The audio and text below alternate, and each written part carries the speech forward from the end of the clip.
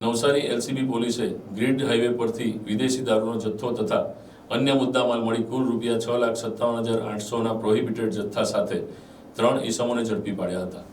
નવસારી જિલ્લા પોલીસ અધિક્ષક સુશીલ અગ્રવાલ અને નાયબ પોલીસ અધિક્ષક સંજય રાય દ્વારા નવસારી એલસીબી પીઆઈ વિજય જાડેજા જિલ્લામાં ચાલતી પ્રોહિબિશનની પ્રવૃત્તિઓ પર રોક લગાવવા અને કડક અમલવારી કરવા જરૂરી સૂચના અને માર્ગદર્શન આપવામાં આવ્યું હતું.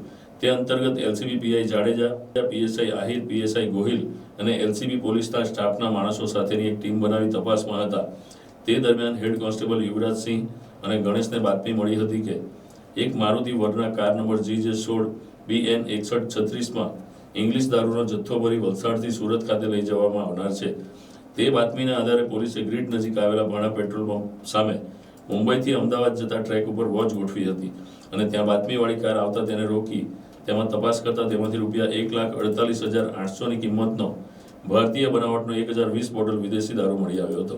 જેને આધારે એલસીબી પોલીસે કારમાં સવાર વલસાડ જિલ્લાના પારડી ખાતે રહેતા 29 વર્ષીય પ્રશાંત હીરુ હળપતિ, પારડી તાલુકાના આસમા ગામના રહીશ એવા 25 વર્ષીય હિતેશ શૈલેષ પટેલ અને વલસાડ જિલ્લાના પારડી ખાતે રહેતા 19 વર્ષીય પ્રેમરાગ નિરંજન ઠાકોરને ઝડપી પાડી કારમાંથી ઝડપાયેલો રૂપિયા 1,48,800ની કિંમતનો વિદેશી દારૂનો જથ્થો તેમજ રૂપિયા 5 લાખની કિંમતની વર્ના કાર અને અન્ય મુદ્દામાલ મળી કુલ રૂપિયા 6,57,800નો પ્રોહિબિટેડ મુદ્દામાલ કબજે લઈ આ 3 આરોપીઓ વિરુદ્ધ નવસારી ગ્રામ્ય પોલીસ મથક ખાતે ફરિયાદ દાખલ કરી કાયદેસરની કાર્યવાહી હાથ ધરી હતી. જ્યારે આ ગુના અંગે વધુ તપાસ નવસારી ગ્રામ્ય પોલીસ દ્વારા હાથ ધરવામાં આવી છે. Bureau report NTC news Navsari.